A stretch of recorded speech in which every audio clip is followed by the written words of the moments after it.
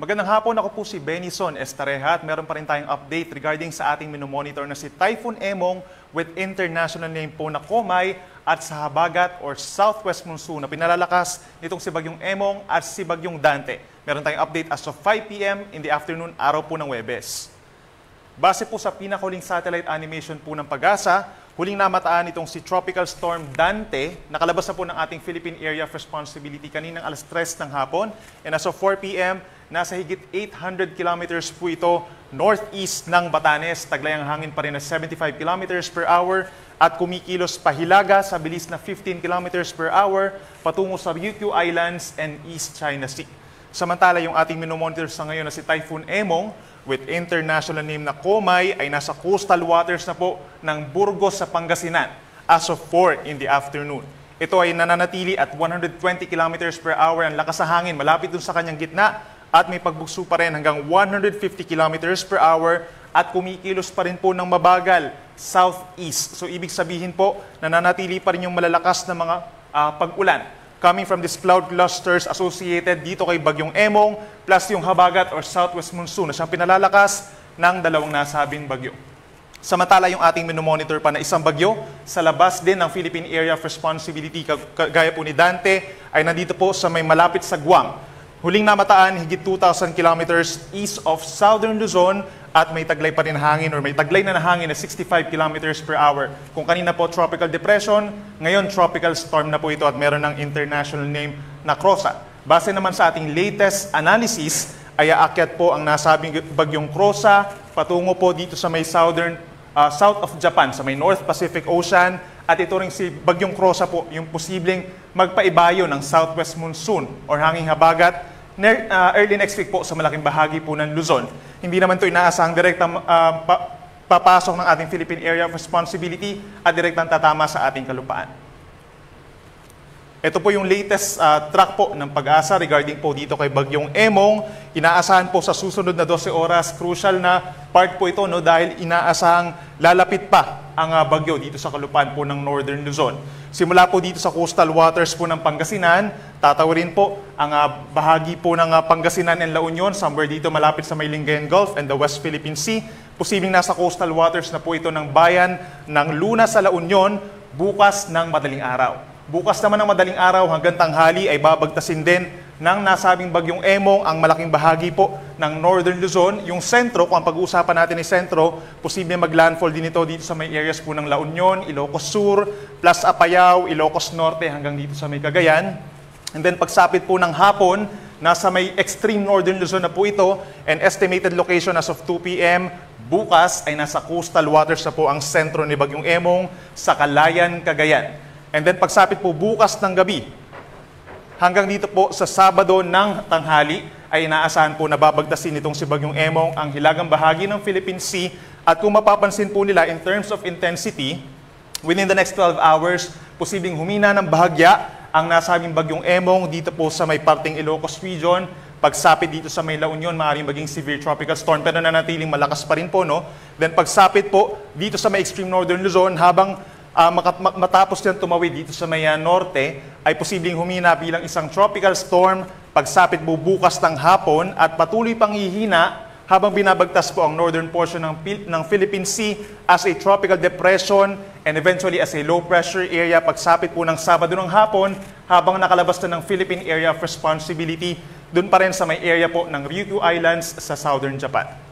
Kung pagbabasehan naman po natin yung lawak sa ngayon, nitong si Bagyong Emong, nasa around 150 kilometers po yung radius or more or less nasa 300 kilometers po ang diameter or kabuang lawak nitong Bagyong Emong. At kung mapapansin natin, kung pag-uusapan natin yung kabuang lawak, madadamay po talaga ng malakas na hangin ni Bagyong Emong itong malaking bahagi po ng Northern and Central Luzon. Hindi lang po natin pinag-uusapan itong sentro ng bagyo. At kung mapapansin din natin, meron din tayong tinatawag na cone of probability, ito yung path nung sentro ng bagyo. So possible pa rin na bumaba ng bahagya ito at mag-landfall somewhere dito sa may La Union, posibleng umakyat pa ng bahagya sa mga susunod na oras at mag-landfall naman dito sa may Ilocos Sur, Ilocos Norte area. Nonetheless po, maapektuhan pa rin po talaga ang malaking bahagi ng Northern and Central Luzon sa pagdaan ng bagyo sa susunod na 24 oras. Kaya naman po, meron na tayong, nasa typhoon intensity na tayo, no? So possible na po yung hanggang signal number 4. Meron na po tayong nakataas na babala sa hangin bilang 4 sa southwestern portion of Ilocos Sur, ganyan sa northwestern portion of La Union, at sa extreme northwestern portion of Mountain Province, at sa western portion of Benguet. Kapag meron tayong signals number 3 and number 4, nasa humigit kumulang po 100 kilometers per hour, yung maramdaman nila na hangin, no? So malakas po ito. Para nga kasing bilis ng isang mabilis na kotse at posibleng makasira ng mga light materials ng istruktura. Ganyan din po ang mga mahihinang poste, mga puno, ilang punong maliliit at mga pananim, posibleng masira po sa ganun kalakas po na hangin. Signal number 2 naman, or gale force winds, ang posibleng maramdaman sa mga susunod na oras dito sa mga may kulay dilaw. Kabilang na dyan ang buong Ilocos Norte, signal number 2. Natitirang bahagi pa ng Pangasinan, rest of Abra, maging sa may Apayao, Kalinga, natitirang bahagi ng Mountain Province, buong Ifugao, natitirang bahagi ng Benguet, maging dito rin po sa Babuyan Islands, northern and western portions of mainland Cagayan, western portion of Nueva Vizcaya, at northern portion of Zambales, signal number 2.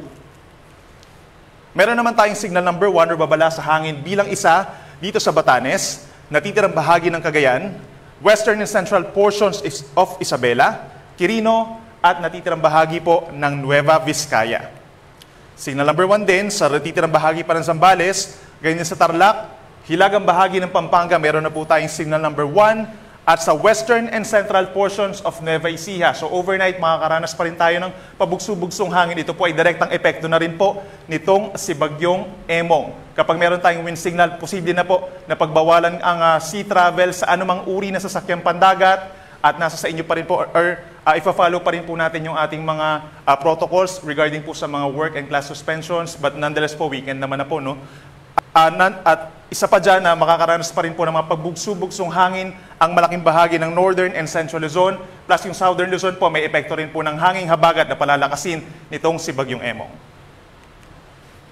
Pagdating naman po sa mga pag-ulan, kapansin-pansin po, no, itong mga areas dito sa kanlurang parte po ng Luzon na makakaasa pa rin ng pinakamalalakas na mga pag-ulan sa susunod po na 24 oras, direktang epekto po nitong si Bagyong Emong plus yung habagat. So parang nagsasalubong po yung hangin galing kay Bagyong Emong at yung hanging habagat, kaya na-enhance din po yung pagkakaroon ng mga kaulapan, maraming moisture ang pumapasok dito sa Luzon, and possible nga na mag-cause ito ng maraming pag-ulan, hanggang 200 mm po, pinakamababa na yung 200 mm hanggang bukas sa Ilocos Sur, La Union, Pangasinan, maging sa Benguet, bababa po ng Zambales, Bataan, and Occidental Mindoro.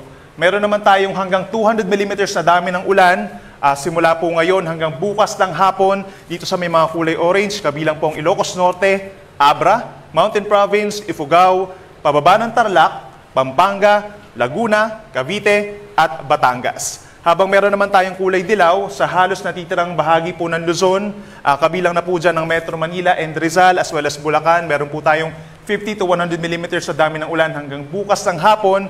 Maging dito rin po sa lalawigan po ng Bicol Region, maging doon sa Bicol Region kung saan may kalayuan na po doon sa Bagyo, Camarines Norte, Camarines Sur, and Alabay, makakaranas pa rin po ng mga minsan malalakas po na mga pag-ulan sa susunod po na 24 oras, epekto ng habagat plus ni Bagyong Emong.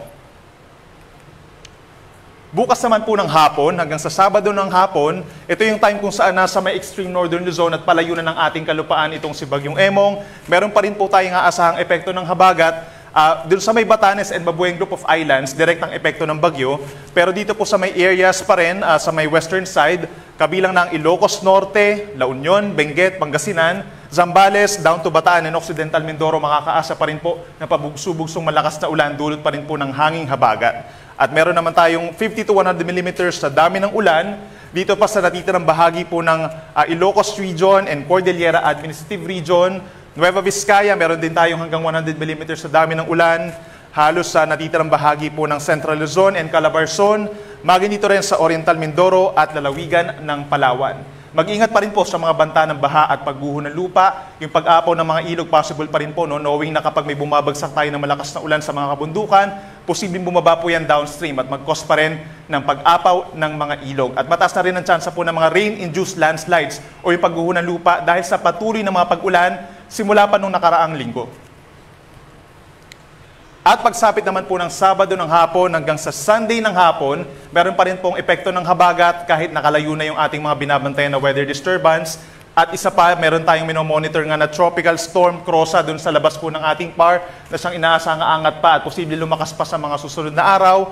Magpapaibayo pa rin ang habagat dito sa may Zambales, Bataan, and Occidental Mindoro na hanggang 100 mm po ang dami ng ulan pagsapit ng linggo. At sa natitirang bahagi naman ng Luzon, lalo na sa may Ilocos Region, Cordillera, meron pa rin kalat-kalat na ulan and mga thunderstorms. Kabilang na rin dyan ang Metro Manila, malaking bahagi ng Calabarzon, Central Luzon, and Mimaropa. Base naman po sa pinakahuling track ng Pag-asa or huling track ng Pag-asa regarding po dito kay Bagyong Dante, ay nakalabas po ito ng ating Philippine Area of Responsibility as of 3 p.m. kanina.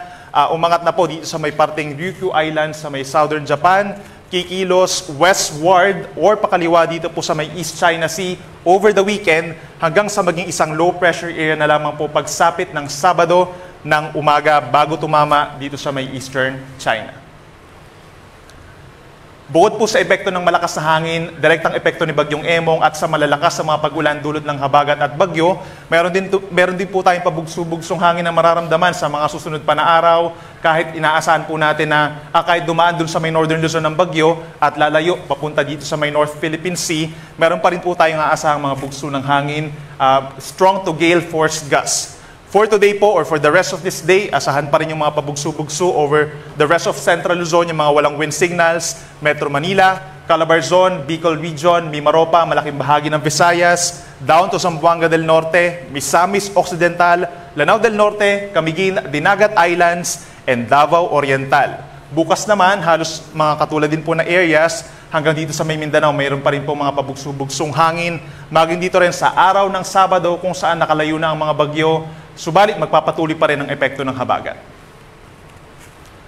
Bukod pa dyan, aasahan pa rin po natin yung epekto ng daluyong or storm surge. Ito po yung pinaka-crucial na part o yung mga susunod na oras habang lumalapit po sa Ilocos Region, ang gitna or sentro nitong si Bagyong Emong. Meron tayong 2 hanggang 3 metro na taas ng mga daluyong dito po sa baybayin ng Ilocos Sur, La Union, Pangasinan, and Zambales. So pinaka-affected po yung mga lugar dun sa may coastal areas, malapit po dun sa may Pangpang. At kapag meron tayong storm surge, hinihila po ng hangin papasok yung ating mga dagat galing sa, or yung ating mga tubig galing sa karagatan. So patuloy yung pagragasa ng tubig, kaya nagkakaroon ng inundation or pagtaas po ng mga level ng tubig dun sa mga malapit po sa mga coastal areas. 1 to 2 meters naman yung posibleng daluyong or storm surge sa mga baybayin ng Batanes, Cagayan, kabilang ang Babuyan Islands, maging dito rin po sa Northern Isabela at malaking baybayin ng Ilocos Norte. Make sure na coordinated po tayo sa ating mga local government units for possible evacuation sa ating mga coastal communities overnight po. Ito yung pinakang-crucial for the next 12 hours.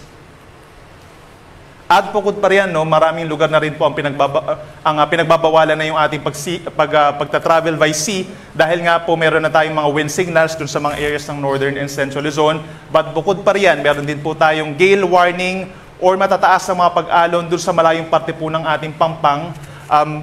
Asahan po natin hanggang 10 metrong taas ng mga pag-alon sa western coast of Ilocos Norte, Ilocos Sur, La Union, Pangasinan, and Zambales. Ito na po yung mga areas na mayroong mga wind signals.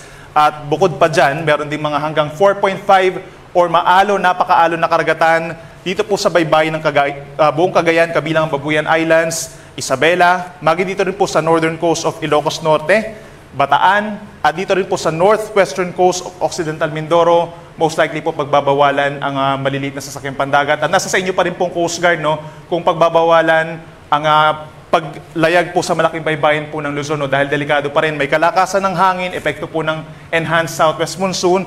Ganyan din sa bahagi ng Visayas, kapag po napapansin nila na hindi maganda yung panahon, malakas ang hangin, malakas ang ulan, definitely magkakaroon ng matataas sa mga pag-alon na siyang delikado, lalo na sa ating mga kababayan na may maliliit na sasakyang pandagat at mga nangingisda. At yan po muna latest mula dito sa Weather Forecasting Center ng Pag-asa. Every 3 hours po yung ating bulletin na nilalabas regarding kay Bagyong Emong. At yung susunod po na update natin ay mamayang 11:00 ng gabi. Mag-ingat po tayong lahat.